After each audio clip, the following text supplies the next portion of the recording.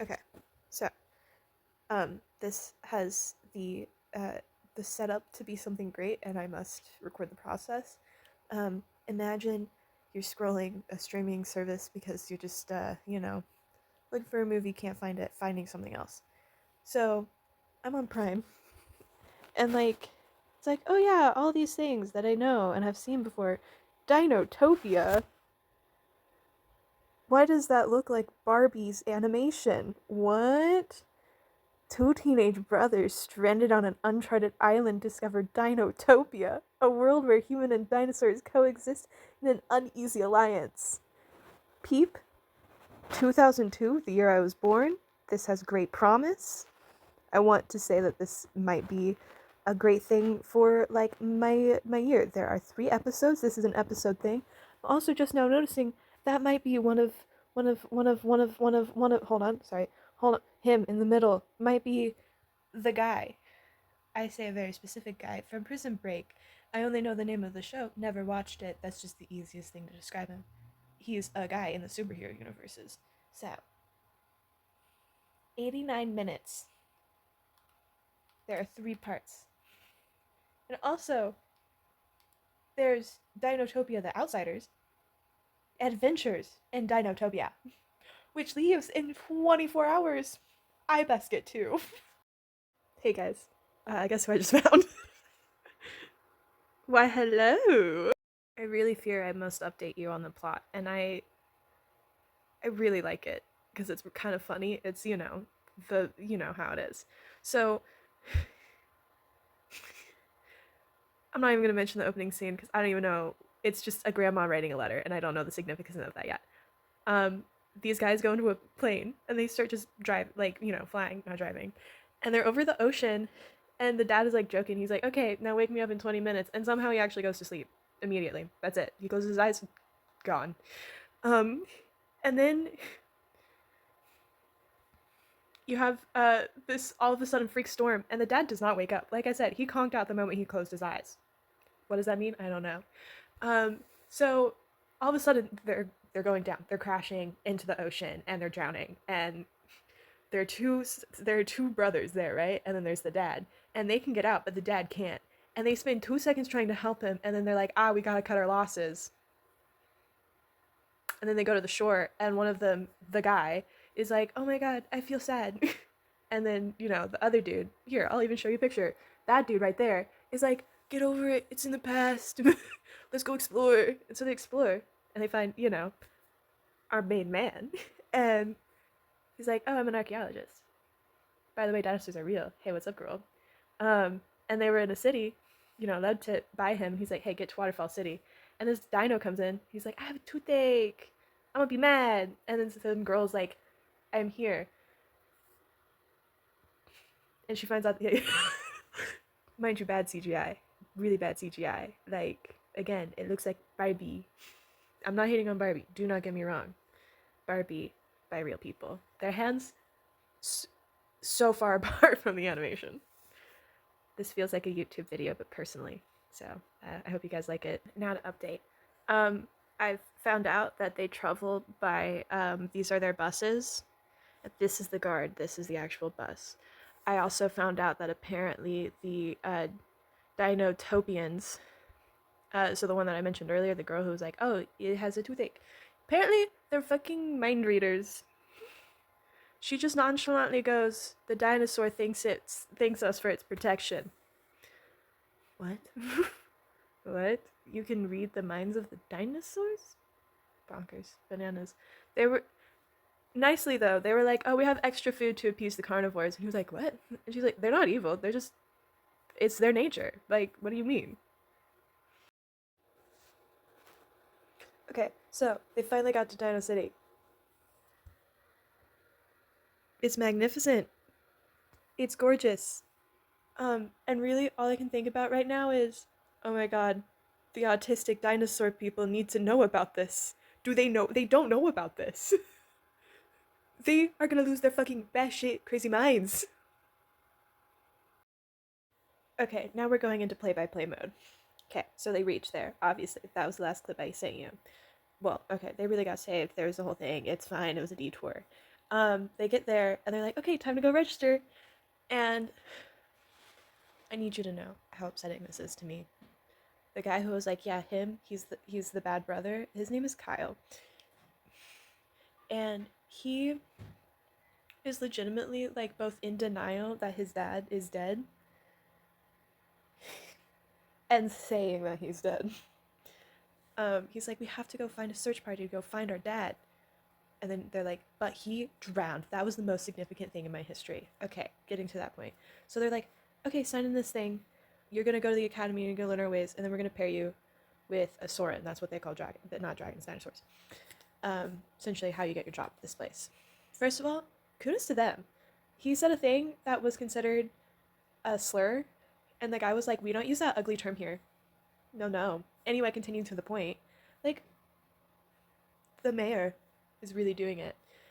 Also, they have both Sorens and the Dinotopians in this council meeting. So, like, oh my gosh. Okay. They are, I guess, sentient creatures in this universe, yes. Anyway.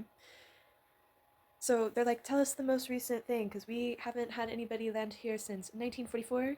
Also, whenever you land here, you can't leave. And yeah, you can't leave, ever. And so he's like, oh yeah, these were the wars.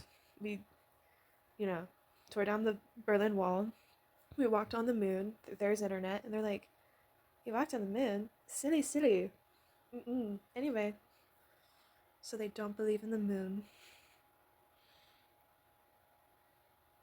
but they have dinosaurs. You can't have both, I guess. Okay, now we're going into play-by-play mode. Okay, so they reached there. Obviously, that was the last clip I sent you. Well, okay, they really got saved. There was the whole thing. It's fine. It was a detour. They get there and they're like, okay, time to go register. And I need you to know how upsetting this is to me. The guy who was like, yeah, him, he's the bad brother. His name is Kyle. And he is legitimately like both in denial that his dad is dead and saying that he's dead. He's like, we have to go find a search party to go find our dad. And then they're like, but he drowned. That was the most significant thing in my history. Okay, getting to that point. So they're like, okay, sign in this thing. You're gonna go to the academy and you're gonna learn our ways, and then we're gonna pair you with a Soren. That's what they call dragon, but not dragons, dinosaurs. Essentially, how you get your job at this place. First of all, kudos to them. He said a thing that was considered a slur, and the guy was like, we don't use that ugly term here. No, no. Anyway, continuing to the point, like, the mayor is really doing it. Also, they have both Sorens and the Dinotopians, like, in this council meeting. So, like, oh my gosh. Okay. They are, I guess, sentient creatures in this universe, yes. Anyway. So they're like, tell us the most recent thing, because we haven't had anybody land here since 1944. Also, whenever you land here, you can't leave. And yeah, you can't leave, ever. And so he's like, oh yeah, these were the wars. We, you know, tore down the Berlin Wall. We walked on the moon. There's internet. And they're like, you walked on the moon? Silly, silly. Mm-mm. Anyway, so they don't believe in the moon, but they have dinosaurs. You can't have both, I guess. Other topic. I know the costume designers and like all of the tech people had a damn fun time on this. I need you to know there's dinosaurs walking amongst this place. I'm pretty sure this one right here has a headdress on it, which is, hold on, I really have to see. It has a headdress. It's dressed. They're dressed. But they have such a unique style. It is like literally they had so much fun. Like, what? This is such a mix of like of different historical clothing. Okay, so obviously we're halfway through this and we're getting the meat and the lore. So obviously there's another language. They have things written in it. They speak in it. All these things. So it's called Saurian, right? Obviously. And they have this library, and they're like, okay, yeah, this must be centuries old. Okay, I need you to know, Kyle is like losing all of his like points because our main dude David is kind of winning. He's like letting Kyle take the first hits of a conversation, and so he's like, "Where's the meat?" And she's like, we're vegetarian only." And then David's like, "Yeah, I'm only vegetarian." And then they're like, "Wow, that guy kind of looks like really clumsy with all his robes." She's like, "Hi, Dad." And then David's like, "I shut up. I kept my mouth shut." Like, he's winning. He's getting the girl at the end. Anyway, apparently dinosaurs don't like turning pages. So they're at this library, and the Saurians are like walking on treadmills because they do their best like thinking when moving. An accessible country. An accessible country. Mm-hmm. And they have like the like pedestals set up for it and everything. Um, like okay, look at this. Somebody thought this out. It was like, okay, if I am a dinosaur and this is my build, it's literally a treadmill. And it has the scroll and the paper. Ingenious. That person had a good day at work that day. Okay. So, um, whenever they were like, you are connected with Sorian, they're basically soulmates. It's like, maybe not like sexual, but kind of is, but like is soul based connection. Anyway, I found out Kyle's name is Carl, but spelled with a K, so of course I thought it was Kyle. Look, I'm just gonna dog on this character. He's built for you to hate him. He's gonna have a redemption arc once he finds his soulmate. And we just know that to be fact. This is the early 2000s. What do we expect? Anyway, I'm kind of concerned because Carl doesn't understand that they don't have a choice in staying, and he's like, we have to leave. Like, this place is gross.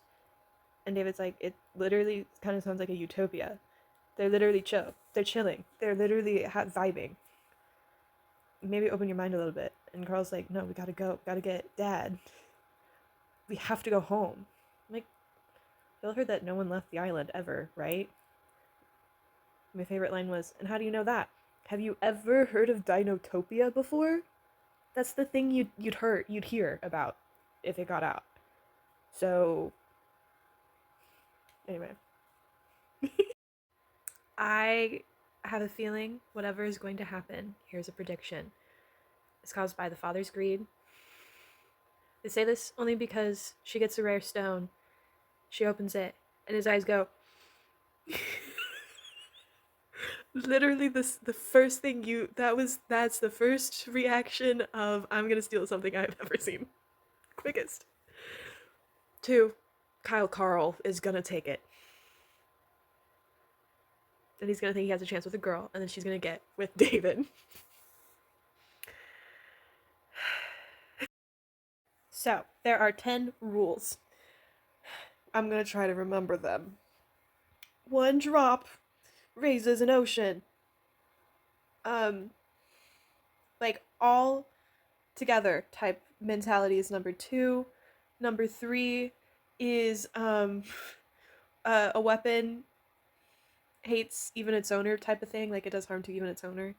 4 is like observe, listen, and learn. 5 is God, these are all out of order. Don't even um something. There's one that's like sing every day, use imagination, give more, um, take less, others first, self last, and then the last one is eat to live, don't live to eat. But yeah, pretty good rules if I'm being real.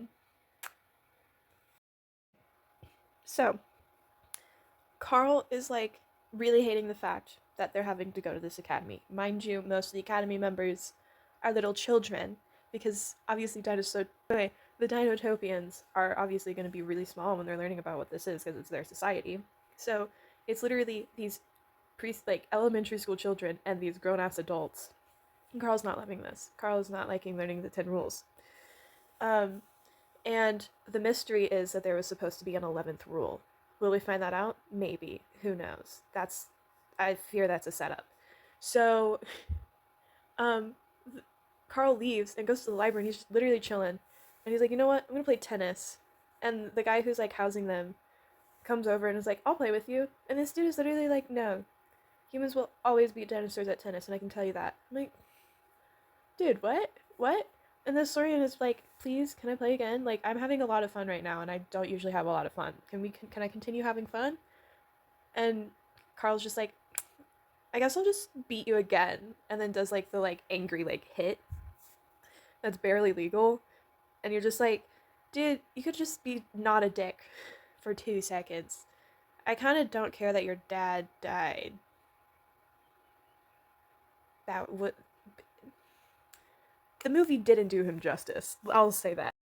Okay, so our princess, not princess, but mayor's daughter, takes David and is like, hey, this is the city at night. And honestly, I don't think I'd be upset if I landed here. It's literally the thing of like we've all been saying, getting away from capitalism. And this seems like a society that is working and like almost thriving. Like like I am not, but I would not like, yeah, it would suck, but like also, it's not, you can be in worse places. Anyway, Carl thinks that there are no worse places, and his boredom is everybody's problem. Um, and he's really, really angry. He's having white boy main character problems, and nobody can understand him, and he will understand nobody. He's not taking any open mindedness towards the problem and issue. Carl. Kyle would have suited you better. I think I still like the name Kyle because it just adds more spite to his name. Anyway, David's like, yeah, I'm stoked for graduation. Like, I want to continue living here. It's beautiful. Also, stop blaming me. I wasn't the one who was flying the plane. And then Kyle's like, and I'm gonna beat you. Immediately. You said that about Dad? Mind you, they're estranged brothers. They're half brothers. They barely know each other. They're going through this. Yeah, David, honestly, I'm so sorry that you're stuck with him. Not the other way around. No. Mm-mm. David's lovely. Okay, gang. I know the most pressing question you guys had was, are there fireworks? And I'm so glad to announce that yes, there are in fact fireworks in this universe. I also want to note that earlier I had in my brain, and I don't think I said it out loud, was like, oh my gosh, their language looks like dinosaur footprints. Of course, that's what it is, because that's how they would be able to write, because it's their arms. The math is mathing. Anyway, Bad Boy's side quest, our boy Carl is talking to, I'm so sorry, this is gonna hurt for the Harry Potter fans, racist Remus to spout some shit about being anti-Soren. And I am not gonna say the word they say, because again, I'm treating it as the characters themselves are treating it. It's a slur. Being respectful here. Anyway, like, any word is a slur if you feel the hate, and I feel the hate from it, so I don't like it. And they're just like, go steal this book because I'm banned from the library. My ancestors might have done something with fire. Hey, you should steal the book from me. So Kyle went and stole the book for this racist dude. That's gonna have consequences later. Also, our boy David, 2 days in, can read this language. I don't know actually how long it's been. It's only been a couple of days. How can you read the language? Congrats on you. Honestly, you can learn that fast? Whoo! Also, did you know that they have a gem called a sun gem? Sun jewel? Sunstone. There it is. Sunstone. And it literally is so bright.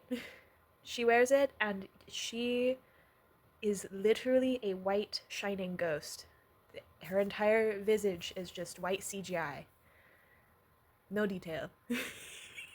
Okay, I think what's partially upsetting me about this Carl Kyle guy is he, from the sideline, looks like Tyler Posey. And it's very off-putting to be like, oh, the side profile is the exact same. The exact fucking same.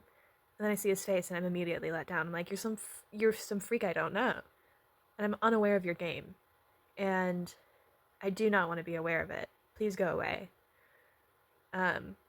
Also, I want you to know the librarian immediately clocks that the book is gone. Immediately. There's been a book I can't say it. Stolen. Who would steal knowledge that's supposed to be for all? Unfathomable. I love this place. Can we be teleported to it? This is the autism, like, utopia here. David's just autistic. And, like, he's enthusiastic. Oh, fan theory. He's super autistic. Okay. Honestly, sometimes I start these and then I get to the end and I'm like, wait, no, I'm not gonna put that on here. So I delete it. So sometimes there are just gaps of where I've left off. I know that, okay, so where I left off, they have this closing graduation thing of it basically being like, hey, what does it mean to live and be a part of the society, essentially? And um, David did a 17-page essay because he really believes in this society. It's healing to his soul. His inner child is beaming, literally having a great time. And, um, and then Carl, um, wrote the intro to Bohemian Rhapsody and just cheated his way. So after the graduation, David's like, hey man, that's not cool. They fall off a bridge. Hey, they fell off of there into the ocean. Not ocean, to the river. The next scene is them being like, they were never fit for Dinotopian education. You're the mayor. Aren't you supposed to be concerned that two of your graduates, two of the people who just came to your city, disappeared out of the blue? What? What? Not a way to run a town. But okay, you've been doing great so far. Maybe there wasn't a time skip. Maybe you're unaware of it. Maybe you are aware of it and are just a douche. It's okay. We have this just because I only do this every so frequently because I fear I'm going to forget the information stored in my head because of all the new developments. So, um, did you know that they immediately knew that the dudes had been disappeared and they had immediately searched for them? So much so that when they're done with the conversation, where Princess What's Her Name is like, hey, it is my duty to go search for these people. Like, I feel bound to finding them, genuinely. And he's like, no, you have a thing tomorrow, so don't do that. And then she does go do that. And she takes the librarian, housekeeper Zimbaria? I think that's their name. Also, I think that the prince's name is like Marion or something. It starts with an M. Anyway, um, so because the next scene after her saying that, like, I'm gonna go after them, okay, I'll come with you, is them at the bottom of the river.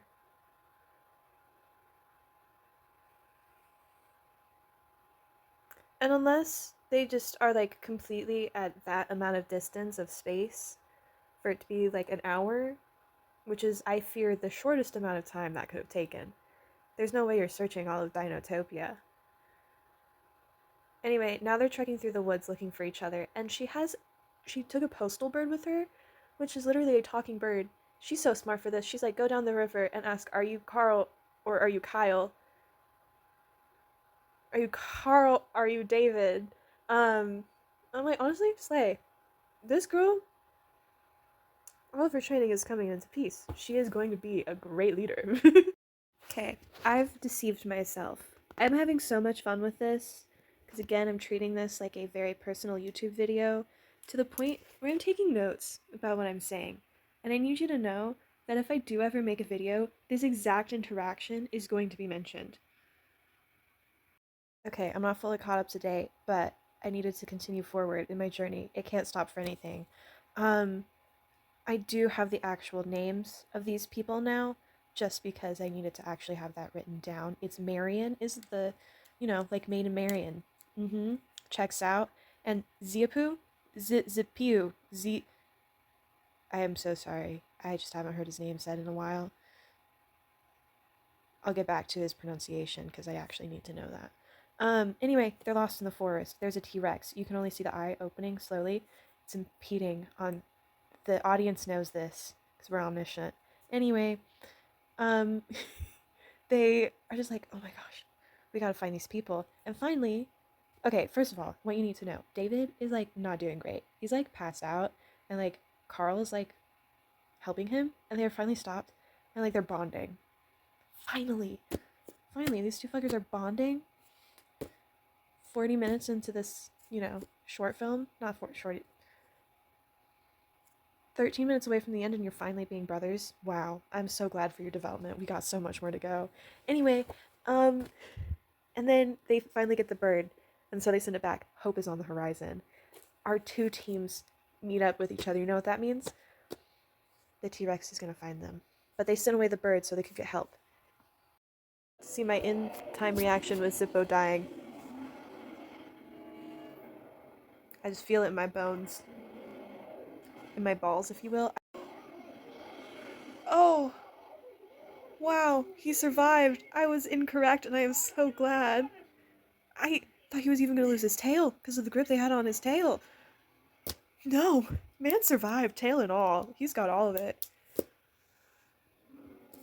And that was the end of the episode. I was gonna say, I was just gonna update you. They had found a ruin of the carnivores. It was a sacred space, and there were unique hieroglyphics there. Also, his name is Zippo.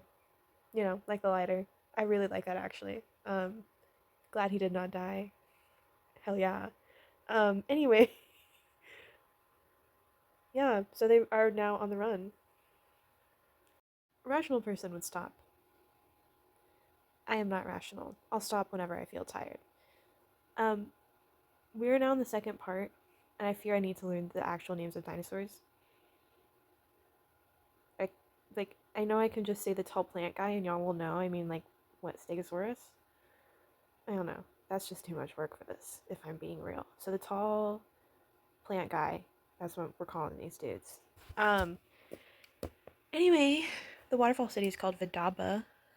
Vidaba. Double B. Um, and they're immediately found. You know, like the next episode, they're found. We don't have time to dilly dally on that. T Rexes are turning into pack members for some reason. Um, so Dinotopia too. I will take a brief moment to talk about the design of this show. I really like the architectural style that they say these different places have because they're showing different types of towns. So there's one that's just a travel town, and like the art style is very D&D-esque in the sense of like dark wood and like I don't know. Scratch that. Either way, we move to the big city, the capital, if you will, where the mayor is, and it's very Roman-esque. You see these people wearing very you've seen it, flouncy kind of medieval type of dress, as well as a Victorian and Edwardian, not Edwardian, but Victorian, um, and you know, just these type of people. And then you get into the outer town, and you see more of like, I don't even know how to describe it, but just like very specific countryside type architecture, very much as it is. Obviously, this is just simple design, but I can still geek out over how they designed it because it very well fits. Some shows do it less, and I would like to just appreciate these texts as we must. She's wearing, I want to say, this is her mom, by the way. Did you know Carl doesn't know what a matriarch is? It'd be dumbed down to him as the leader.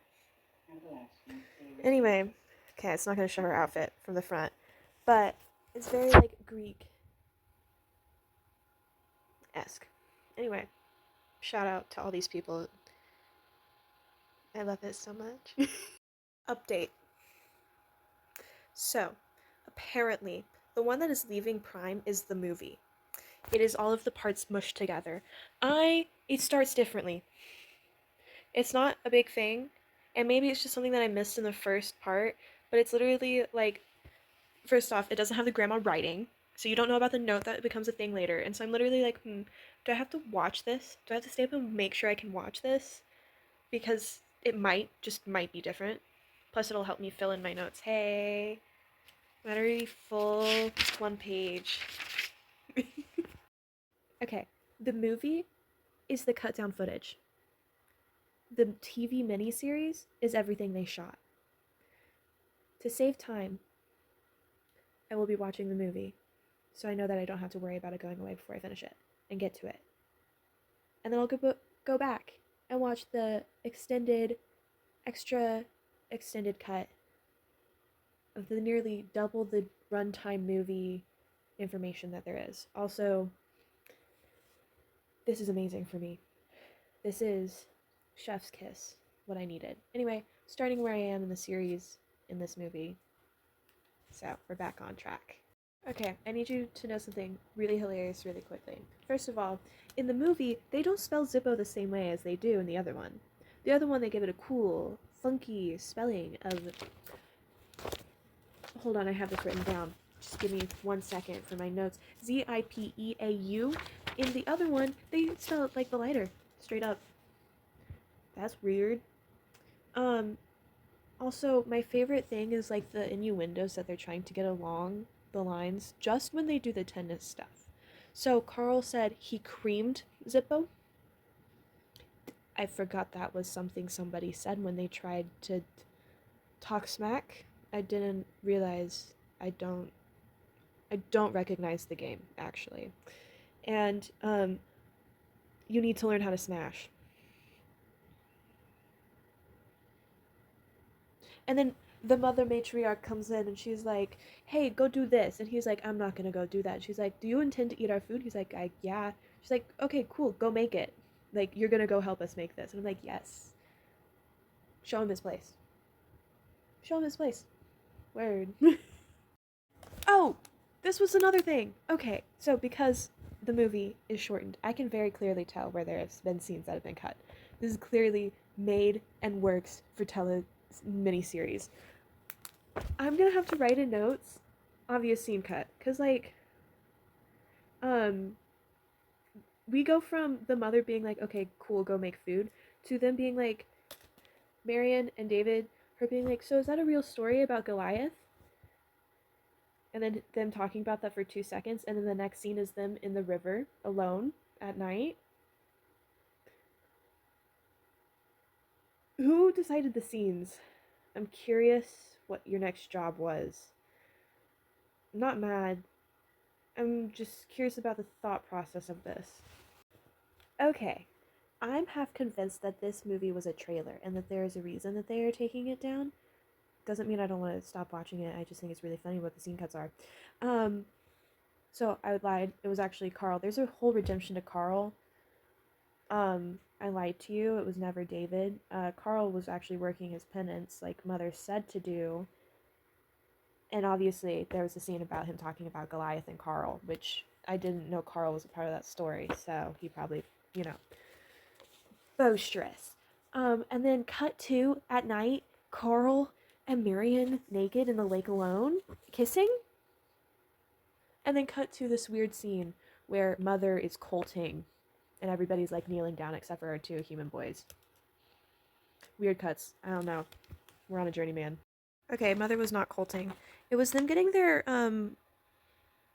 like, they were basically listening to the earth in a way, and really, what all of they cut out was Carl's redemption.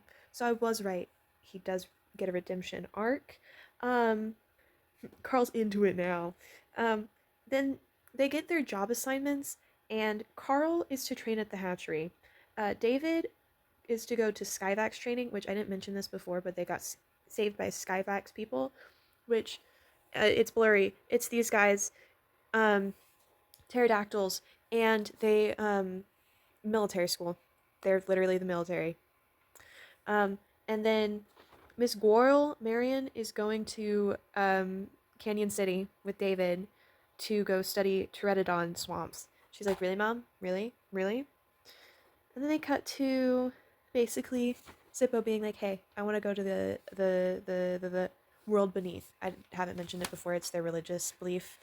And they're like, no, don't do that. It's literally forbidden. You cannot go down there because it's literally against our beliefs. And he's like, but what if a resource is down there? And everybody's like, no. What? No. Literally, it doesn't even belong to us. It's not our territory. What? It belongs to the carnivores, not cannibals. The carnivores. Like, that's them. Girl. Best trespassing. And then cut to Marion and David literally going to Canyon City. And he's just like, I don't feel like I should be going. That's it. That's the entire scene. And then the next one is them just cutting to being there. And it seems really tense for what it is. So I feel like they're supposed to be going to war or some shit because it's like this training is immediate. You're immediately, it's military, man, and like the music's tense. And you're like, wait, is there a disaster going on that I just missed in that cutscene? Um, and so they go to their different parts, and then Carl's on a farm, and he gets his life soaring partner forever. That's it. And then cut to their training, and they're getting information. It's their first day. Like, I think this is really funny.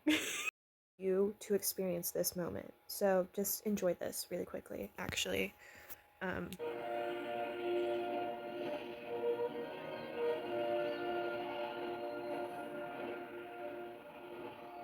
The morning flight, where you pass within inches of the central barrier, is one of the finest experiences in all of Dinotopia. It is also one of the most dangerous. You have 100 days to learn how to do that. Essentially close for towers, and I'm probably ground crew or something. Mans is flabbergasted. He's like, I've never had somebody say that, ever. Everybody thinks this is their destiny. What? Like, it's so me coded. I fear. I really like this scene that it cuts to next, where it's showcasing that David's really bad at this flight sim, and he keeps falling off, and people are like laughing, and the instructor's like, knock it off, get back on, figure it out. And the second, and he's repeatedly falling, mind you, and the second the instructor is like, lean into it, literally the next try after he got that advice, he did not fall off. Tell me you're bad at your job. Tell me some people actually need the instruction and like advice. Like, what? What? Where we left off was him fucking girl bossing after he actually got instruction of some type from an instructor. And then Marion is observing these pteranodons, and it's literally just this like 2-second scene of her being like, okay. And then we cut back to the base, and Marion and David are like eating grapes or whatever, and he's like, I want you to be safe because you're just out there, and it's not safe because they're pteranodons and they're like not great. And then there's a power fluctuation and cut. That's it. That's all you get. And then literally written down in the notes, racist Remus in Senate dropping failed sunstones that he found out about. Literally depleted sunstones. So you know how I said that they're like glowing white? These are black, like coal. Mm-hmm. And then he was like eating the mayor alive in a way, because he's like, so you didn't tell us, and how are the vaults looking? How are the backups actually? And he's like, oh, they're great. And he's like, actually, my sources say they're empty. Yeah. He's like, no, no. Cut to, um, Carl is. Wait, hold on. I missed a part. They get really upset that Remus is. I feel like I'm even getting the character name wrong, so like I actually have to say what his actual character name is. Um, just so you're aware, his full name is Cyrus Krabs with 2 B's. Um, so they escort Cyrus out because they're like, hey, no. And he's thrown out of the city. Carl's on the beach, and he's like being in a boat, and he's like, doing beach things. And Mr. Krabs is like, hey, I got thrown out. Can you help me, actually? And Carl's like, I still don't want to be here. I'm still not down with the institution, and I do, in fact, want to leave still. And Cyrus is like, but okay, so this is how, and you can rely on me. Cut to. Today is about fear. It's the final. Mm-hmm. I have final. He climbs down. Cut to. And I fear that is, in fact, how short the scene is. Carl's egg starts to hatch, and it's a girl. And I am so sorry, I don't know dino names, but he names her 26 because he's like just has not grown to love the idea of this. Again, he does not want to be here. He is not autistic. I'm guessing no, I'm not giving him anything. He's not spicy enough for that.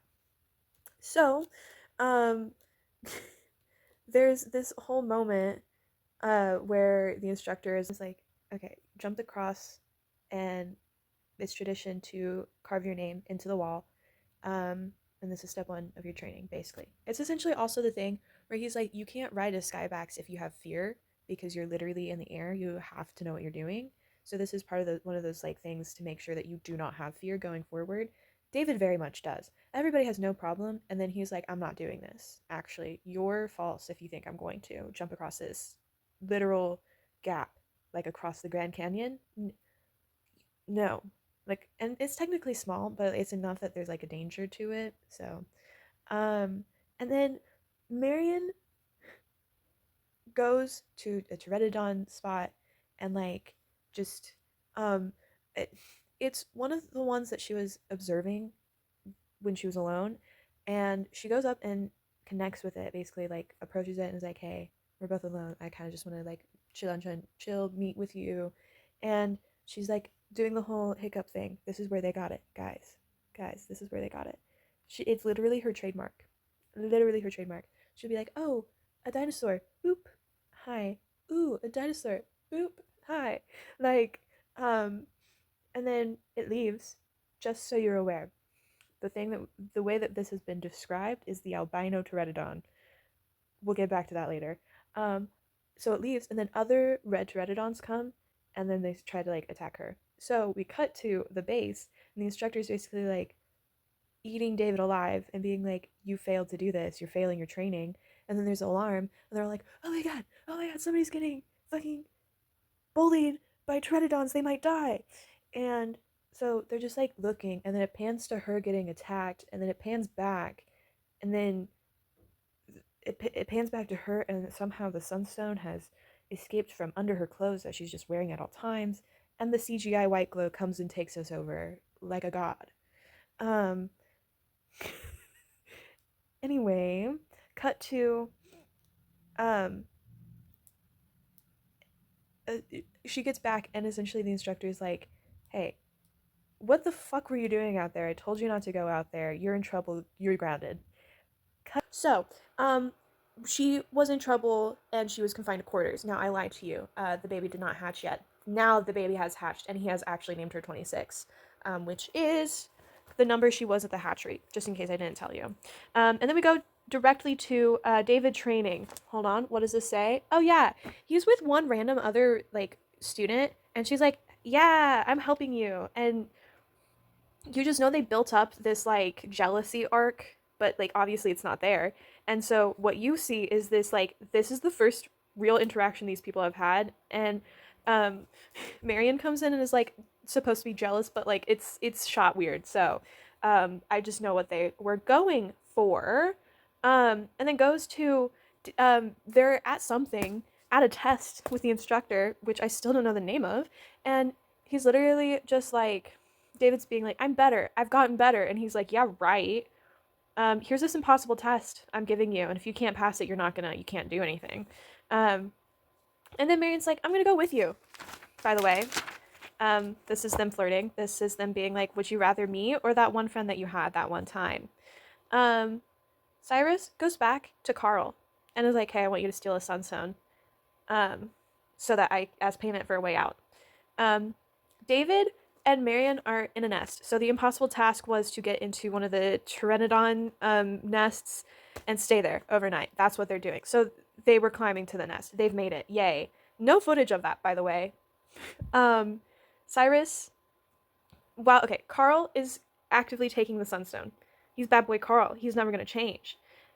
We're changing his name to Kyle. Carl is reserved for whenever he deserves it, in my opinion.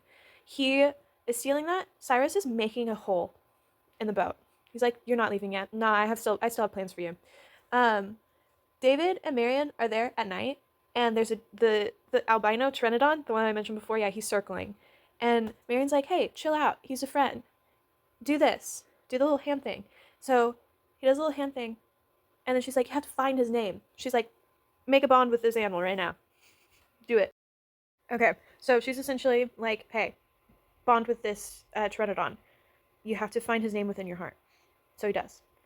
And it's free fall, right? So they're bonded? Question mark. Literally, that's written in my notes. Next, you cut to fucking Carl bringing Cyrus the fucking sunstone. And I would like to make a little point here that I think every time he does a bad thing, we call him Kyle, and every time he does a good thing, we actually call him his name. I just think it's funnier. I really do. So the next scene is Carl leaving. He's in timeout. We're gonna call him Kyle, right? And Kyle's like going and he's rowing out, and Cyrus is like, he, I have the sunstone. Oh wait, it's a rock? He duped me. Honestly, mad respect. And Kyle is like rowing and he's noticing that there's water and he's like, fuck, I'm fucked. What do I do? And then he pans over to the shore and his little baby Triceratops is like, Papa, I'm crying to you. You're so far away. Come here. I'm gonna jump in this water that I don't actually know how to swim in and I'm gonna almost drown. Obviously, no words were exchanged. They're just cries, but I just wanted to contextually show you what was happening. And then there's this whole tense moment of will they allow a toddler to drown? Even though it's just a Triceratops baby, it is still a toddler. I will defend this. And he's like stressed out about getting there, and you're like, fuck, is she dying? No, she's fine. She's immediately fine. You know? Like, is it gonna be one of those situations? No. Immediately outside of the water can breathe again. We're good. Not a moment of doubt. Um, anyway, so we're at the graduation ceremony, and they have the girl that there was that brief flirtation with go first to like show the proper way of doing things and how it's supposed to go. I need you to know how they call these animals, these mated, bonded things. They put their arm above them like this. It's their right arm, and it's like literally a bent fist. And I'm just over here like, you gotta say something. How do you feel in your heart that that is you being called? And I know, like, contextually, it's like where they would land if they were a smaller bird, maybe? But then that would be by your chest and not like. Anyway, so his, like, 2 second flirtation. I do actually have her name. It's like, give me a second. Romana Dennison. She does it perfectly. She's the example, right? He's next. And the bird does not come. Mind you, there are two things that you need to do to pass this test, and it's a one time pass fail. It's call a bird and be able to fly the bird.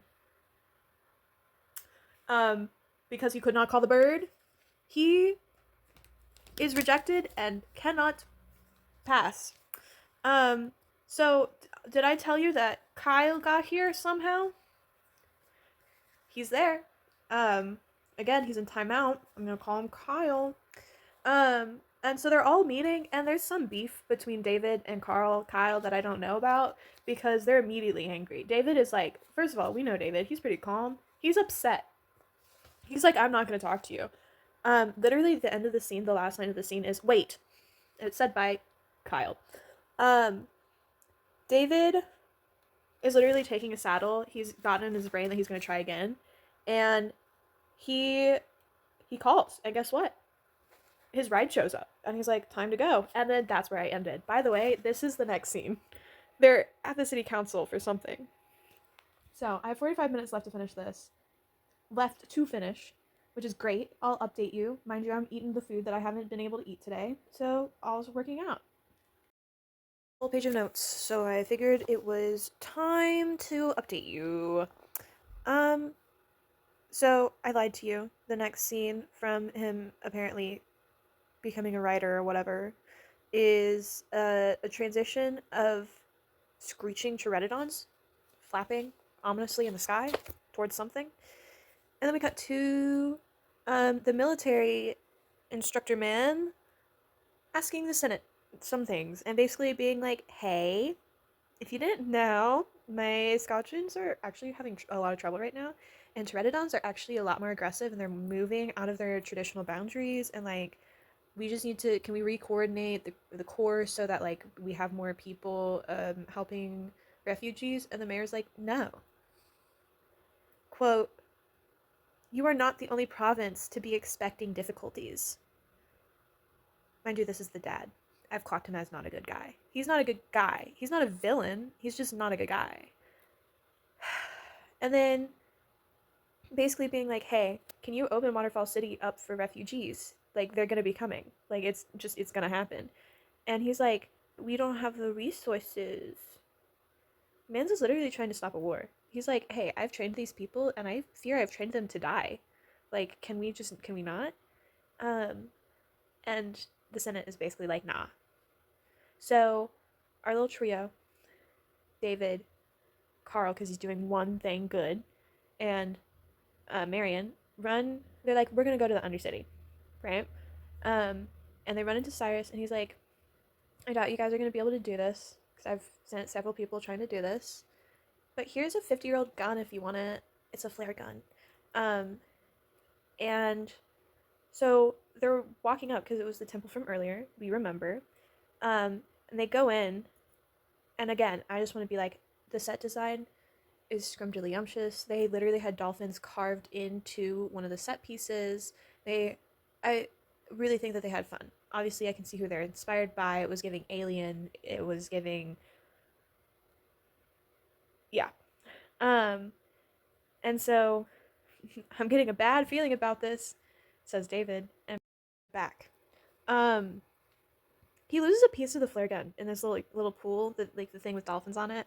Yeah, he loses a piece in there. It's a flare gun. He shoots it up to the sky above this thing, and there's like a million pteranodons just nesting up there, and they just woke all of them with this bright ass red flare, and they're all like, "Fuck!" Immediately, fuck. So they leave. They GTFO, and um, the alligators are like, "Rrr," and there's one pteranodon being like, "Hey, I'm blocking your escape," and then the alligators eat it. Just eat it, and the gang hops across, and there's an ominous swarm of pteranodons above this temple. Um, we cut to them being like, we made it out alive. Oh my gosh, it's the police. The police are here to save us. No. You're under arrest. Tell my dad. He's the one who issued the order, actually. So they're in court, and really breaks my heart here. So basically, they are not they don't understand the laws well enough. So they're basically like, go back to school until you understand why you did what you did was wrong, right? But Carl, you're an unfit parent because of this. And I do want to know, where was 26 in this time? Who was looking after her? I bet it was Zippo. I bet that man was babysitting. Somebody had to be. Did I tell you that Zippo was their lawyer? Because Cyrus is basically like, hey, you need a really good lawyer. That's what you need right now. Which honestly, yeah, good for you, girl. So they are basically like, we're gonna take Carl's kid away. We're gonna put her up for adoption at the orphanage. Carl's immediately like, what the fuck? No, that is not happening. And the mayor's like, we've all agreed on it. It's happening. We'll come back to this in a year. Um, Man's Carl tried to not look like he was affected by 26, and here he is. He's like, I cannot lose her. I'm gonna fight. I fucking hate this place. I'm gonna get my girl back. She's my baby girl. I was completely wrong about like soulmate in a different way. It's the way of being like, I'm your parent because I hatched you. So literally just like best friends for life, essentially. Anyway, so they're at the river, and he's basically like, I'm gonna. Okay. It's I again. I forgot to tell you that Cyrus does a little eye contact with the boys and then leaves. So they meet up, and they go, and he's mixing something, and it's something to mix out the guards. So Marion takes the drinks to the guards and is like, it's not gonna kill them, right? And he's like, no, just a nasty little headache. And he's true to his word, they don't die. So he's like, we need a little journal. So let's go get that. It's at the library. Let's escape. And so the gang goes, Cyrus goes off by himself, and he has an actual gun. He has an actual gun this time. He doesn't do anything with it. He's just eyeing it, so we just know it's there. Um, the they're at the library and they're searching for this book, and the mayor and guards are like outside, but are like they're okay. Sorry, I got ahead of myself. It's by the time it's morning, the guards are like, "Fuck, what just happened? God damn it, they escaped." David finds the book, And then the mayor and the guards are like, they're at the library because they have a like bloodhound equivalent dino. And they see each other, and then a chase occurs, and they're running. They're running. Um, and they go down to this like canal, and they get a boat, and they're going, and then they have a fun little water slide adventure of horrible possible death, and it really reminds me of the Earth Kingdom with Boomy and like the air shoots. I'm gonna search up when Avatar was made because these two are like I'm finding so much inspiration for Avatar in this, so I really hope this is before that. Um, anyway, so they have the fun water slide moment, and they're like, "Oh my god, we might be dying." They do in fact make it, and then now they're just going wherever. So this is great. I actually do love this. Sorry, I need you to be aware that something I predicted has become true. So this is me having to catch up to the point of insanity of where I am right now. Right on the precipice of the answer of me being right. Anyway, so they're in the lake and they're like, I don't know how to find this dude. And apparently he just said, you'll know it when you see it. So they're talking about this and they've been like drifting for a while. And they're like, huh, I wonder where this could be. Boom, there's immediately an old creepy boat with just a couple lights on. And you're like, yeah, that's it. I hate that, but yeah, that's it. So they're in Denison's submersible. Or they're not in. They're in Denison's old fucking boat. Apparently there was an explorer called hold on, I'm finding it. Arthur Denison, which is has to be Ramona's like grandfather. Gave a necklace to Marianne's grandmother, thus the sunstone that she has. Um, and it is a key to this submersible, this sub. So Carl's apparently an engineer and fixes it, right? And they go down, right? They go down into the dark deep to find the entrance for this, world beneath. And Pteranodons are attacking Waterfall City. And apparently there are 100,000 birds coming their way. I think not. I fear not. So Cyrus, David, and Carl are in the sub and they drive past the plane and I need you to know this is so R flag coded. There won't be much of him left by now. The fish will have had his eyes. I swear to God, if you don't shut up, I will hit you. Like I don't know, it scratches something in my brain. Um, and the plane is empty. Again, there was a fish in the beginning, and so it probably ate him. Um, there's chaos at Waterfall City, and the mayor's like, "Hey, my sweet daughter, can you lend me this sunstone so we can unify the city and use this most perfect gem ever in our history? Can we use it for the power?" She's like, "Hey, I gave away the sunstone," and he's like, "Hope it was worth it. Hope it was worth all our lives." So they're back in the cave. They've made it. Yay. Also, there's something in the water. Also, the same transition of the Pteranodons flying past. I have to wait until they fully upload or else it'll lag my video. Um, so, my prediction was that they would find the other half of the 11th code, and I was correct. Mind you, they had the first three letters, which was FIN. The rest of that combination is find the light. That was the 11th. That was the 11th thing. Mind you, that was what the grandma written in the note. So did she know about this? Was she in the world beneath? What? Also, then we cut to Zippo and Marion talking, and he's like, if I ever rebonded with somebody, it would be with you. And she's like, I'll always be your truest friend. What? What? What? And then they do this thing. They do a little handhold thing. By the way, I haven't told you this thing that they say. It's breathe deep and seek peace. And honestly, that fucks. I'm gonna start saying that to people, and I'm gonna be like, breathe deep, and then the call in response to that is, seek peace. Like, hey, dude, breathe deep. This is gonna be great. Okay, so, getting back to this. So they are further searching the cave, right? And Cyrus is like looking at this light crack, and I was like, I've found the light, right? It's not a metaphor. It's literal. It is fully literal. Find the physical light. And the guys are like, I think we're lost. Right behind them, there's a glowing fucking crack in the wall, like it's Doctor Who.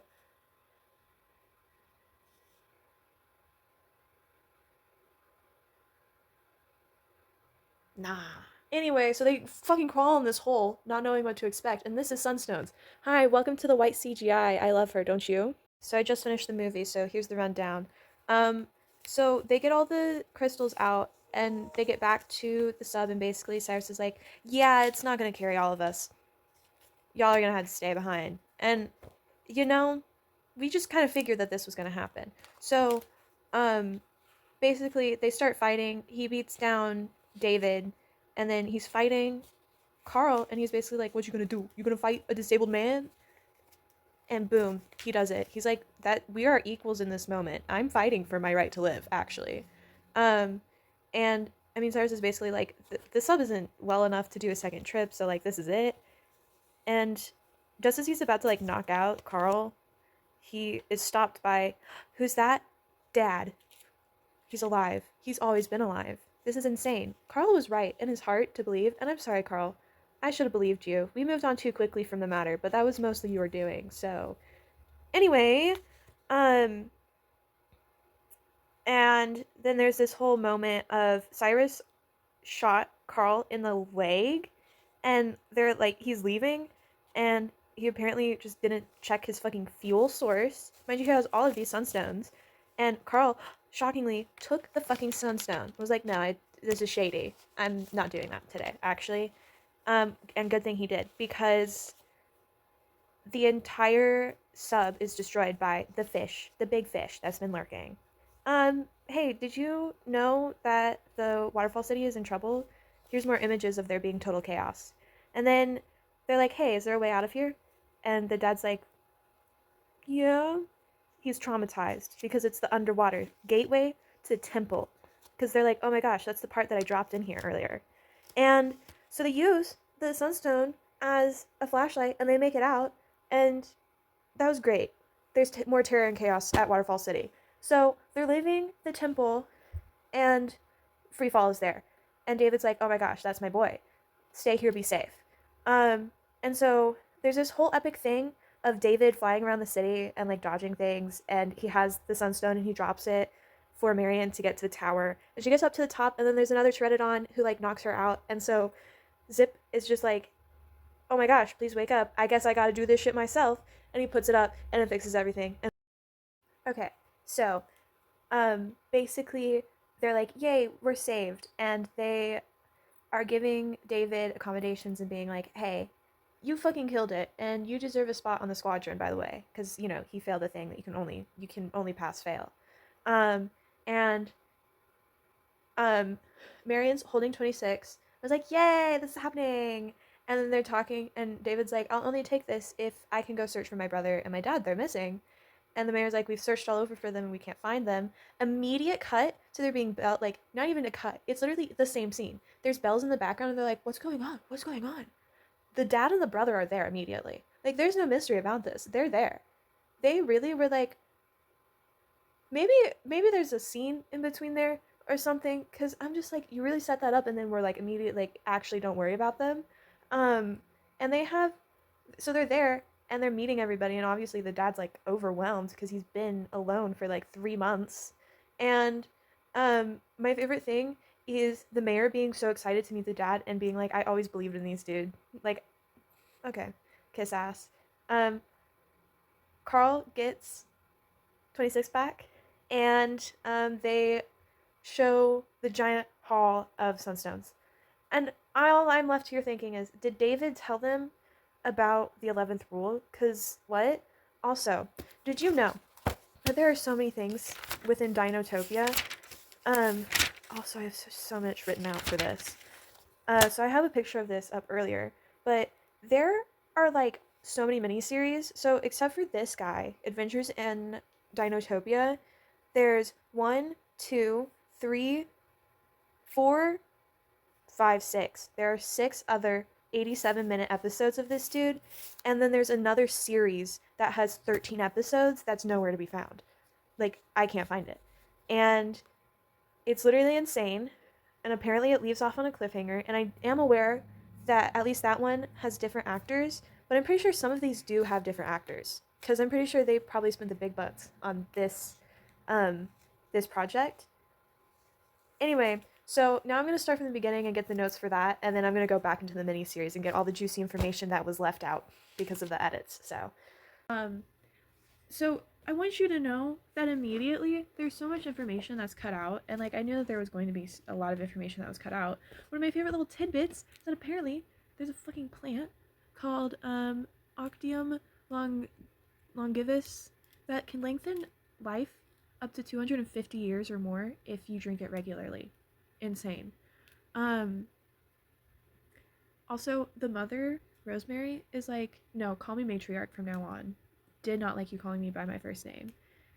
David's been out sick for a week, and he's like, so what's been changing? What's been up? And Zippo's like, so Marion and Carl, they're getting close actually. And he's like, wait, what? Like, yeah, they're friends now. What? What, girl? Yeah, so they're like getting along. What? And then he peeps them, and it's this literally at the beginning of the scene where he's like making a joke about Goliath, and she's like, "Wait, is that a real name?" And he's like, "Yeah, it's about a boy who like slayed a giant. Everybody knows about Carl and Goliath."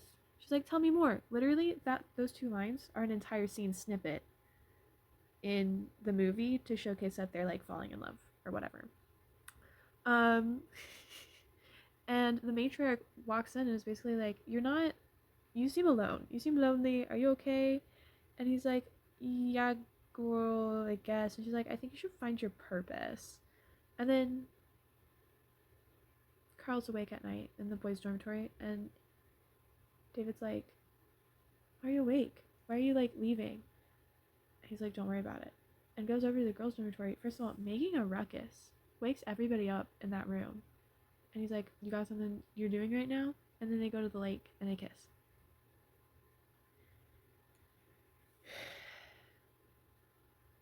If you have to do a time skip to make a, a canon flirtation plausible, you're not doing your job as a writer.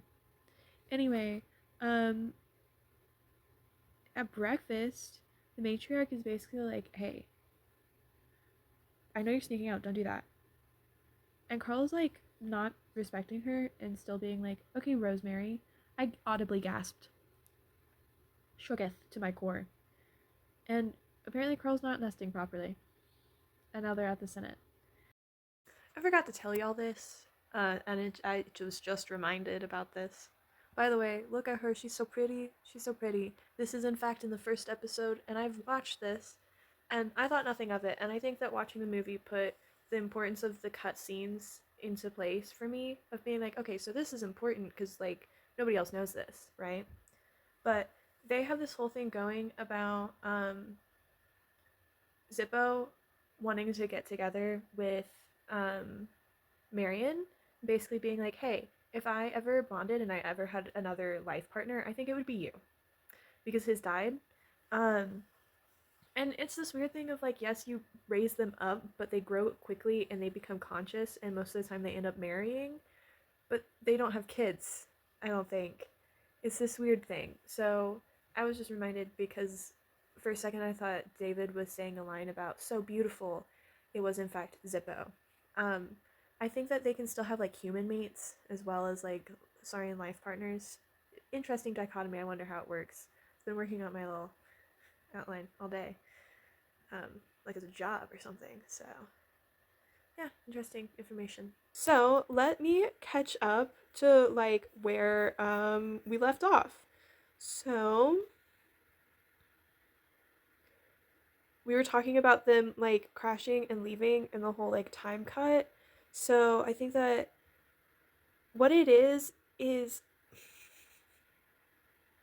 first of all something I want to notice and like let y'all know about is the fact that like obviously Rosemary and the mayor are having marital issues, and it's really giving the Republican family of you're gonna be over there, I'm gonna be over there, and like for him being in a position of power is about the luxury, and for her it's about the outreach. um Plus she helps like train people and give them jobs. So um we have this whole talk between the daughter Marion and Rosemary about being like, I hope the Sunstone protects you one day, and it does. And basically being like, hey, Carl or David is a part of this, just so you're aware. Um, they cut down the moments where they're like in tennis and they're actually being kind. And he's like actually teaching him tennis moves. He's not actually teaching him, he's just like doing an example of what they are. Um, I like using flabbergasted in my notes a lot, which is really funny. The next scene after the tennis one, which it goes into the depth of him basically being like, "You're studying me," and he's like, "Yeah, I mean, humans are my thesis. I don't know what to tell you, dude." Um, and he works in the fields the next day, and then is showing that David is awake, and he's been out for a week. Everybody, it's the last night at the academy, and they have this big like listening ceremony where they're sitting in a circle, and the matriarch is in the middle, and then like these big barn doors are open, and there are dinos outside, and they're like stomping, and they're creating sound for you to listen to them. She's like, it's time for you to see what the dinosaurs see, right? Everything has the same heartbeat if you listen enough. Speaking facts. Carl's like, I don't want to do this. First of all, I want you to know, she starts this with, you're not to speak for the next 4 hours. Really take it in. He immediately speaks. Fucking Carl. Do you not know what directions are? Anyway, um, and the dinosaur stomps harder, and he falls to the ground because he was getting up to leave. He falls to the ground, and he falls to the ground. He passes out right next to David. Okay, so then we have Carl and David like actually talking about it and basically being like, that was a great experience. That was great. Honestly, this again is a 2 sentence conversation in the movie. They do that a lot, actually. They condense a lot of scenes into like 2 seconds, which ends up usually being 2 sentences. And this is what I wanted to show you. This is the green of the houses in this thing, and I just love the style of it. Also, okay, first of all, the quality of this shot right here. Um, I he's finally fitting in. Look at him go. Um, I love this entire thing. Okay, so anyway, Carl's beginning to just kind of jive with the whole thing of it. He's like, oh wow, that was a whole new thing for me. Um, Also, I need you to understand that you're beginning to understand the integration of the codes into their life. Observe, listen, and then learn, because listening is literally their whole thing. That's how she healed David, right? Um, so they go to the job assignment, and literally, first of all, none of these are the kids, these are all the adults. Carl, we already know their assignments, and I was right. The Marion assignment scene is a different scene completely. She literally goes, Marion, you are not assigned to land. And then just continues. She later comes up to her mom and is like, hey, why'd you do that? And she was like, you don't fit anywhere, you're special. You literally fit everywhere. It's giving Divergent. Mm-hmm. And so she gives the assignment, and then she says that this is where she says David is part of the solution. Um, and then it does immediately go into the Skyvax travel, so that's the same. Oh wait, no, sorry. They go and they say bye to Carl, and Carl's talking to Marion, and they're basically being like, I'm kind of having a thing with you, and says David would freak when he sees a Skyvax, when he sees her or him, and then David teases Marion about the two taking care of each other because they're like, hey, take care of David, and then David's like, haha, Carl, we're gonna take care of each other. Fuck you. It's this whole will they, won't they, and anyway, so, after they say goodbye, they go and they travel, and then they climb up to the top of the sky ridge, and they cut this part out of them just like literally walking up to the ridge and then like looking out over, and it's basically the safety ridge of going into the canyon where the pteranodons live. And then the other part's the entrance to Canyon City, and then they turn and then go into the Canyon City scene. But information that we get in that cut out scene. First of all, David has asthma canonically, either way, and it's exercise induced. So he complains about climbing, and my favorite phrase is appreciate the fabulous graphics, which is from Watsky. If you don't know, it's a song lyric. Anyway, and fun fact, the canyon goes down to 6,000 feet deep, which David's like, no one's gone that deep. So this is the meeting room, Romana scene. And then after they separate, this is extra information because it's an extended scene, is flyers don't say breathe deep, find peace or whatever. It's breathe deep, fly high. So that's a common response if you're talking to a flyer. Romana, if you do not know, is the... Okay, I found his name is Will Dennison, and he's apparently the greatest writer to live. And we'll get more into that later because it, it comes up to that. Um, Shows him to his room. Honestly, it's pretty dope. Pretty open plan, obviously. I want you to know that this man is literally just like, why do we have to be so high up? Why do we... I'm kind of afraid of heights. I don't want to do this. You've made a mistake. And we'll get more into that later, because I love using that phrase. So, honestly, I want you to understand that the uniforms to me scream the holodeck uniforms from Star Trek. Oh my god, Star Trek. It's very specific in my brain. And the first class is at dawn the next morning. Yikes. The next scene, extended walking entrance with a really cool door, mind you. We find Samantha, who is Marion's sister, very younger sister. We find out that warmer temperatures change developing embryos to make males and coolers to females. Also, the eggs squeak when they're ready to hatch. Fun facts. Breathe deep, fly high.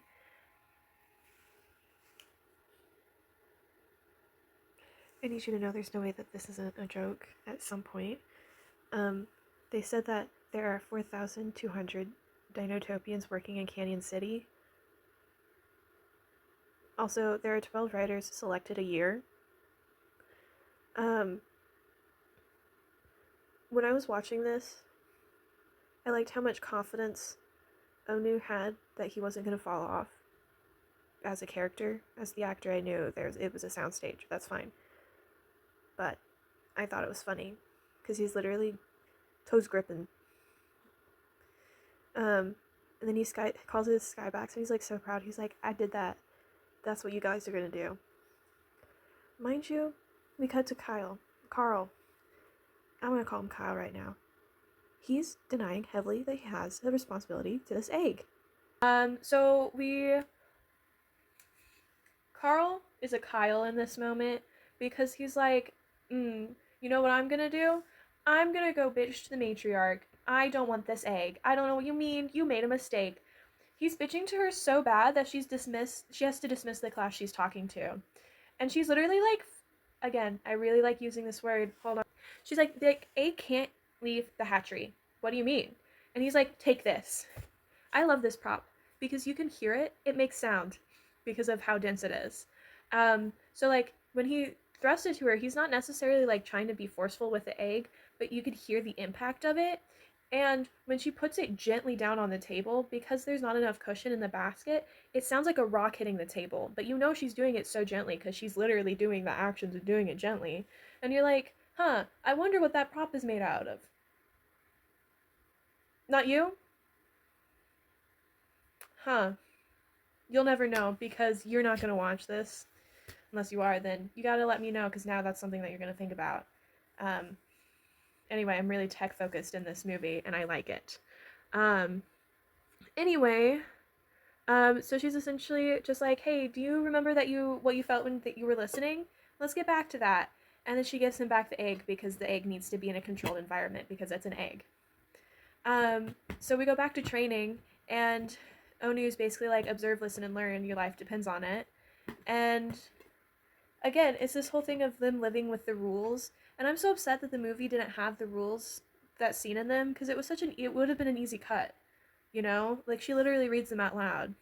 Um because there's so much that this integrate like it. Anyway, um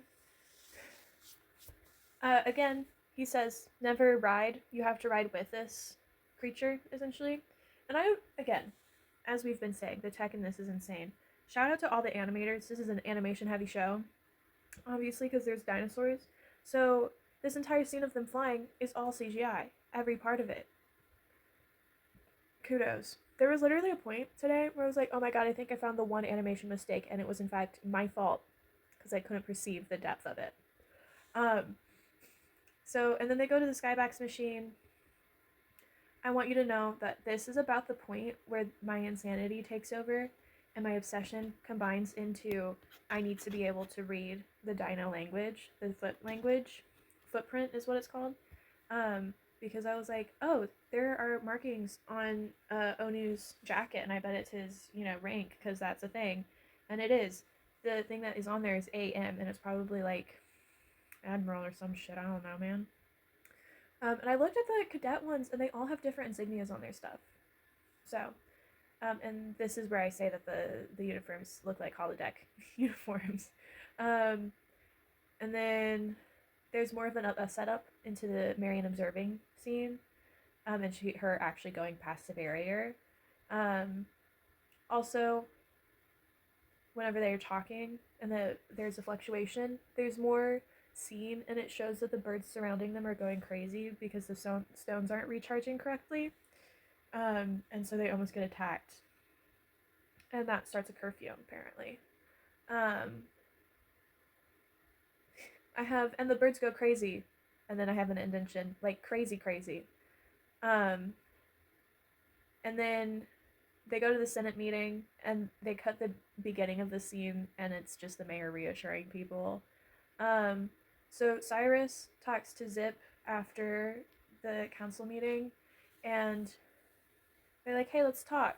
Can you translate this ancient scroll for me? And it literally just looks like the footprint language. That's it. It looks like the footprint language. My thing is, I don't know how logistically they separate the words. So, and like, does footprint change if it's in Saurian? So is it in it can't just be in English. I need you to know it's really funny to me when my tangents get cut off.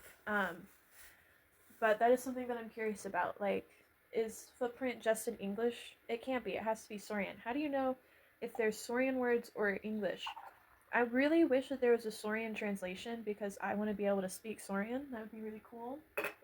There's not. I've checked.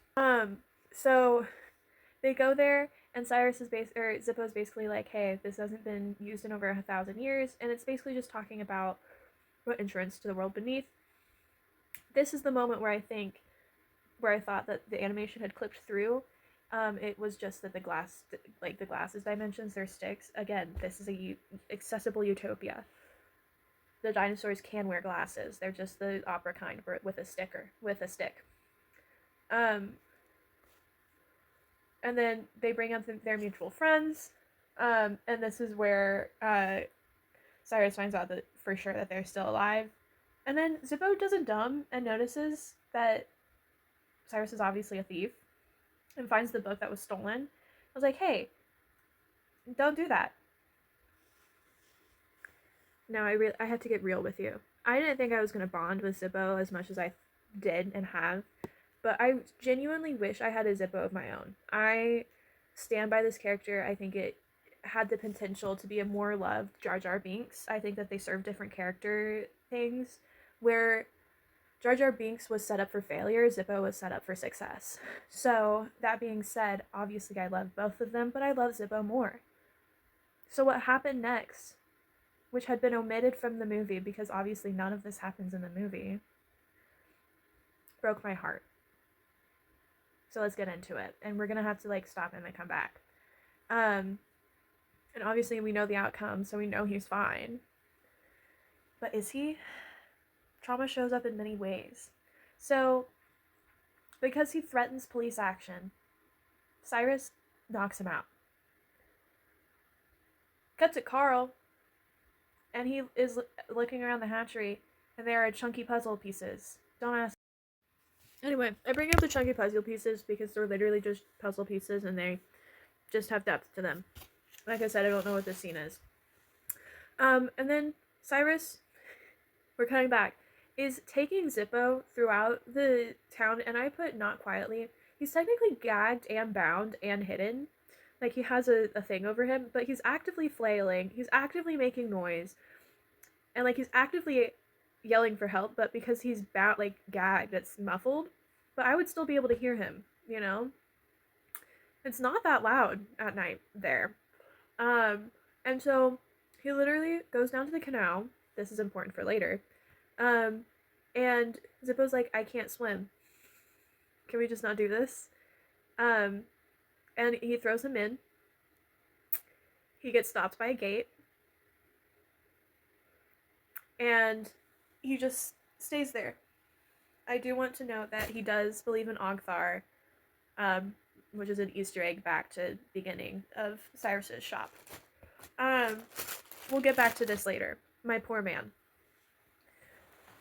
So Carl's at the hatchery, and there's a messenger bird, and this messenger bird is so pretty. I loved her. Them, I don't know the gender, but Marion sent a message basically being like, "I miss seeing your face." David's always scared, again, afraid of heights, and you're in my thoughts many times a day. Apparently, in this world, more than 20 words occurs a surcharge. Um, that makes me want to get to something. A lot of people are like, this is a communist society. And a lot of people are like, this is a socialist society. I want to say this is an everything society. It takes from every type of government. It's mainly a mix between socialist and communist. There's still money in places, but there's a big barter and like trade your time type thing. So like you want food, you want a place to stay, cool, you can work here, and that's great. Versus and like you can still get a job and you can still have money or you can barter things. So it's really cool. Like you still have your own personal property and like you have your own space, but then there are some places that like I mean obviously when they're in Vidaba it's basically an academy, which I didn't realize. And okay, get ready for some unhinged behavior and I'm so sorry for this, but these are questions that do have to be asked. Marin is playing with the albino bird, Treadedon, not Treadedon, Skybacks. And I'm so sorry. I don't know why this is where this question is. It could be at different places. But at this point, I've had enough so that I've gotten over the wow factor. So this isn't just like 2 episodes into this. This is days worth into this journey. So I'm surprised it's taken this long. I bet people fuck the dinosaurs and the saurians. Without a doubt. They're soulmates. They say it's a soul connection. People fuck the dinosaurs. So then that leads me to the question, how do they distinguish the two? I think the dinosaurs are the unevolved ones. So, for example, the pteranodons, the ones that are unable to communicate, right? The wild slash feral versions of these animals, the ones that can't really assimilate into stuff. Again, I'm just saying synonyms. Um, and then the saurians would be like the Dinotopians and the, well, Dinotopians, everybody on the continent. But saurians are like Zip and that species, and maybe skybacks. I don't know how sentient skybacks are. They're on the border between the two, so that's why I'm like, Zip is definitely what a saurian is in my brain, and pteranodons and like the carnivores, which are just basically alligators, are like just dinosaurs, because that's like T-Rex and stuff, because they're not shown as civilized. So I think that's the distinguishing. Glad that we got over that. And then we have this whole scene about um, saddles. Oh, um, and basically Unu being like, my grandfather Ulu taught Will Dennison, who is the father of Romana, and he's the greatest writer ever. And just so you know, so Gideon Altair formed the Corps, and he was the first man to ride a wild Skybacks. And Unu thought he ate with this, thought he was really motivational. I think it just made him look a little bit mean, in my opinion. He was 2 years younger than you, to David. David doesn't need that. It's not as motivational as you think. So we cut back to Marion observing things, and then this is the second part of the scene. So they literally mashed two scenes together. And so the albino one already left. It's cut to a different scene, and then now the other Tourette. So, um, honestly, Unu was trying to be supportive, and we love him for that. So, it cuts back to Unu being basically like, "Hey, no cadet has failed my course, and you're not going to be the first one that does." And then cut to, oh my gosh, everybody freaking out, and it's uncut, so it's literally just everybody freaking out, and then her being like attacked and then saved, and then he runs out, and David runs out and grabs her, and then the egg is in the cradle, and everybody's like, oh my god, why is it so quiet? We get the story of the egg. So the story of her birth is that her mom was destroyed, not destroyed, but her town was destroyed as she was being given birth by the same Triceratops group as, like, the same night as our trio was kind of in the outpost area. Her mom laid 26 eggs, and all of them were killed except for her. And so they're like, what are you going to name it? And they're like, okay, I guess it's going to be 26. So they're talking about, back at military camp, they're talking about formations, and David's basically like, yeah, the pincer movement, like the military movement. And they're like, wow, you're so smart. And like, he's transparent. He's like, from the military that came up with this. Carl finds an old boat in the sand by the beach and is like, I'm going to repair this. And so he starts taking wood from things, i.e., unneeded planks from beds. And it's kind of funny because I said it's literally the difference between having Luan or like shiplap or literally just like the flimsiest little. Yeah, Luan is probably the best thing to describe it on a 2x4 boat. And that's probably what it was. Or it was literally just like fake, just some really flimsy substance. They do not look like any wood that I've seen, really. They don't even look as thick as Luan. So, Marion walks in on, the whole coaching thing, and my thing is every time they do a coaching stuff, the advice is always the lean in with it.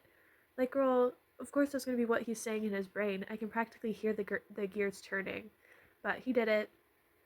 Apparently it's tradition that when they graduate the flight simulation, they get saddles, and then after a year of riding, they carve their names in the saddle. Romana gets her dad's, and just FYI, it was in a case on the wall on display. David doesn't get one, and this is where he gets the impossible task of sleeping in the nest overnight. Pteranodons are hunting above the line, so there's a curfew. Okay, we're back again. So then they do that whole make great progress speech and then the impossible task. They're climbing, and the albino is following them, and David's struggling, and every single person is, every single time they have this conversation, is like, you just need to let go, David. You just need to let go of your fear. And he's like, dog, we're 6,000 feet in the air from the bottom of this canyon. I think it's logical I'm a little afraid right now, you know? And then there's some slight arguing, and there's literally a line where Marion's basically like, I don't argue with anybody. And he's like, see, that right there, that is false. That's factually like an issue. Like, that's what I'm saying. This is a problem that we're like discussing right now. And he's basically just like, Marion isn't loose, doesn't break any rules, is bad, doesn't behave badly. And I'm kind of just like, it makes sense though. If we're really gonna compare this to things today, because I mean it gets bad later on, and it's something that I've written in the notes. But to compare her family to an American family, they're the uncomfortable and not close Republican Christian family where the dad is in a Senate position and doesn't want to discuss the issues at hand and tries to bat away actual deep issues, while the mom is off in La La Land but is also doing outreach programs to combat her husband's issues. But also, she's woke and liberal, and she's like, hey, this is an issue. Can we fix this? And he's still like, nah. And then his daughter is like, hey, can we fix this? And he's like, outside influence, you're being corrupted. He's literally Republican, and his people are liberals. And so, of course, because she essentially grew up in Dinotopia's Republican equivalent, I don't think he was Republican in all of the senses. I just don't think there was ever an issue before the Sunstone started going out. So, some things to think about. God. This is my life now. Okay. Anyway, Marion almost slips and dies, but um, David reaches enough to where he can pull her up, and they're safe, and they get to the nests. Carl is sleeping, and it's literally the cutest thing. 26 is like rolling around and like knocks something over, and he wakes up. And this is an image that I knew was from this series that I was like waiting for because it was something that I found online because obviously I've been researching a lot. And I was like waiting for it. And I fear that that interaction is literally just like the essence of what Dinotopia is you sleeping and then your toddler soulmate wakes you up by crashing into something. And it's literally the most wholesome thing and I love it. And it's giving Terra Nova, but better. It's giving Dinotopia. Okay. So um he's like, you can't play, I'm gonna put you back to bed. So they're in this nest, and I need you to understand how it's so giant, and I love it. I wish I had a giant nest bed because of how big this was and how it engulfs them, and I thank the set designer for that. Thank you, actually, for making it giant. So they're talking, and he's like, I think I'm falling in love with you, and she's like about to basically just be like, I don't know. She just starts talking about how she's feeling, and a singogram from a messenger bird comes, and it's from Carl, and David gets hella fucking upset, and he is just like, oh my god, of course. While we're together in this alone time, and while I'm confessing my feelings, he's gonna send something. And so as he's like replying to the bird, she's also like, hey, don't forget about graduation, and it goes away. At night, the albino comes by, and he does a trick, and David's like, wow, it's almost like he's in free fall. And then Marion's like, they're communing, and they have to find out the name. And obviously, it's free fall.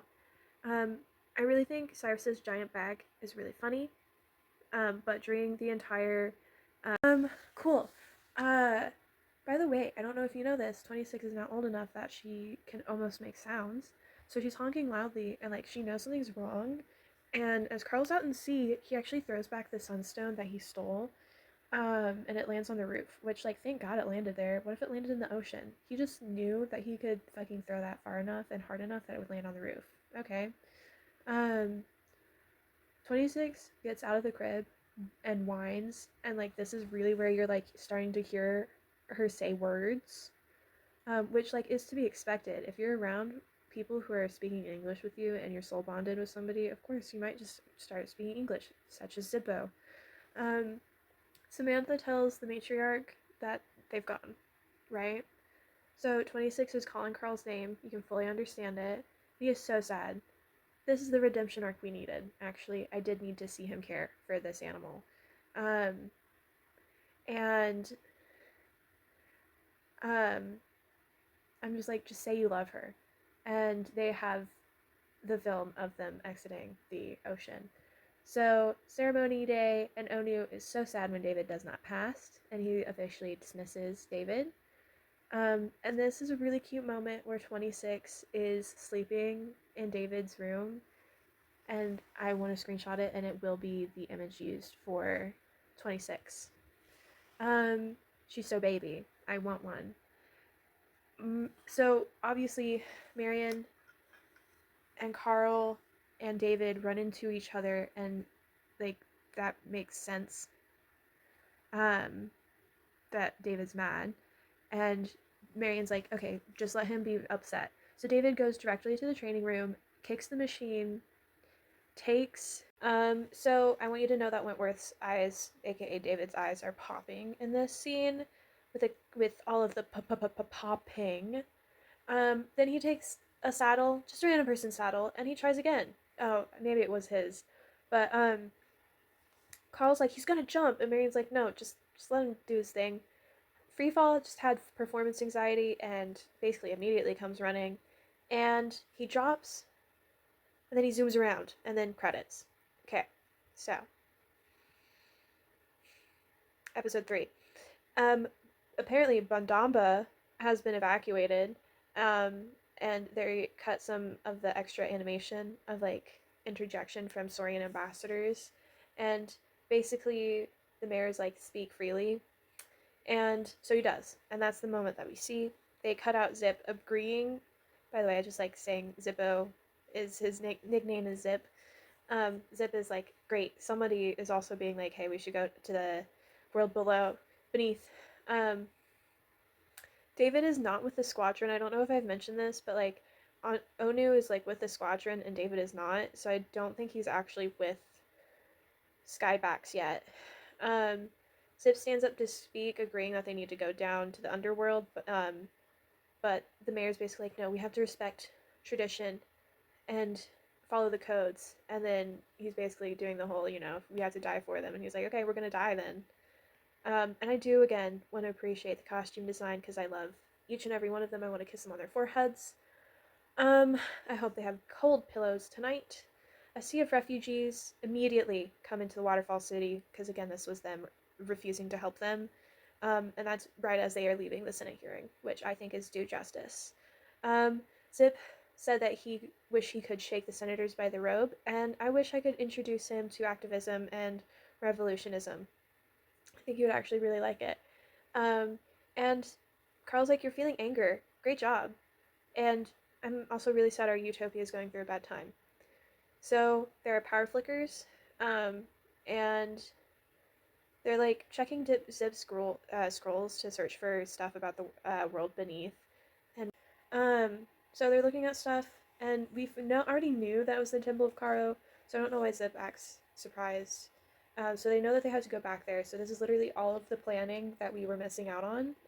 Um, hey, we didn't know it, but Zip actually did get bitten in the tail, and it's growing back. Um, and I was right. Zip does agree to watch after 26, and I love this interaction between Carl and 26. He's so caring. He's literally like trying to be like, okay, this is how you do this. And he's like, yeah, I know. I've taken care of a child. I've taken care of a baby dinosaur before. Like it is his most mundane routine, and she is just so cute. I cannot get over it. Also, I love this stained glass door that they have in this, and it's just really cute. Carl does care so much, and people are coming to understand that. As they leave, they run into Cyrus, and then that is in the movie. Um, and then Cyrus has the whole attitude of, you have to save this place, but it's because I live here, not because I like it. So they're actually walking through the jungle. David's walking in front of them, and then Marion is basically like, she found out about the whole Sunstone thief thing because of talking to Cyrus. She's really upset because obviously it's not a great thing to do. And he's like, but I didn't steal it. I threw it back. She's like, but you still did it. Like, that was still something you. What? And he's upset because they spent the night in the nest. So back into the plot. Um, so Marion's basically just like, unlike you, he's a sensitive soul. They get to the temple, and apparently, Zippo had found a hidden chamber. Um, and just for clarification, it's only David and Carl being arrested, and they're basically on what charge? He's like all of them, dude. And what do we say? A cab. In court, by the way, I don't know if you have noticed in any of this, I certainly have. Carl, the actor, has a tattoo right here on his right arm, and I'm curious to what it is. Um, they are accused of 22 violations, and then Zippo comes in late and is basically like, "Hey, I was saved by Carl. It's not an alligator; it's Masor. It's a Masora, It's the dinosaur version." Um, and then he submits that as Exhibit A, and they're basically like, "Right, but why were you there in the first place?" And then he shuts up real quick. Onu testifies, basically being like, "I hated this dude at first, and now he's hella dope." Rosemary is basically the same way, and like, "I hated these guys, and now they're dope. If we are to learn, we must first listen." Again, going back to those rules thing, they're really good. The autism really does agree with them. Um, Found them not great at first, but has grown to respect. Okay, so we are cutting to a family dinner, and the mayor hates that his wife sent Marion to Canyon City because he's just like, they've made her a liberal, they've radicalized her, she's speaking out of turn, and he hates that she's woke. And he's also blaming the outsiders. Hey, that's the second, that's a different movie of Dinotopia, if you didn't know. And is literally just like, "I don't want to hear about the failing Sunstones." And she claps back because he's scarfing down a lot of food. Mind you, it's fruits and vegetables. Babe, where's the protein? I need more protein. Because he's eating fruits right now. Not even the ones with protein. I don't even know what fruit has protein in it. Anyway, she claps back with, "Eat to live, not live to eat," right? And Rosemary is flabbergasted, but we all know she wanted to say that too. And this is the Christian conservatives when the daughter goes to college and can openly be who she is. The Sunstones go out, and Rosemary's like, "Wait, this is happening? This has happened before? What do you mean? Why didn't you tell me?" And they're all just like, "Hey, we need to talk about this." And he's like, "No." And both of them are like, "Hey, we need to talk about this." And he's like, "I don't want to talk about it." And they're like, "We need to talk about it." And then it turns on, and he's like, "See, it's fine." And they're like, "What? What?" The same treaded on shot that we always see. And then Zip, David, and Carl are on the balcony as they're on house arrest throughout the trial. And David is bouncing 26. And they're basically like, "Just don't upset Mayor Waldo and you'll be fine." And I'm like, my guy, he's very agitated right now in his personal life. He's going to take it out because he doesn't like Carl. Um, so Waldo is like, "Okay, speak freely." And he's like, "You sure?" And the Zippos are like, "Oh, fuck." And then Carl goes on a full rant about how they can't actually speak freely. Um, and he's basically like, "Do what you want to me. Just let my brother go because he's doing great." Um, and we all know the conviction from there. Um, okay. Anyway, um, so they're at Cyrus's shop, and he's still looking at the scrolls, and they actually get their judgment. And the Cyrus comes over, and Zippo answers the door, and he's obviously afraid because why wouldn't he be? And I don't think they know that it happened. I don't think he would have told them. So the boys are like, "Oh, it's fine. He's here to help," and so he lets them in. He's like, "On your head be it." Cyrus tells stories, says that Lee Crabbe, his dad, was with Arthur Dennison, and that he had been imprisoned. Um, and Cyrus has been studying about this for 20 years, and he uses a slur and then apologizes, and I still want to remind you that it hurts my head whenever Cyrus just completely uses a slur so heavily. And I like how big the cups are because they're accessible for Saurians.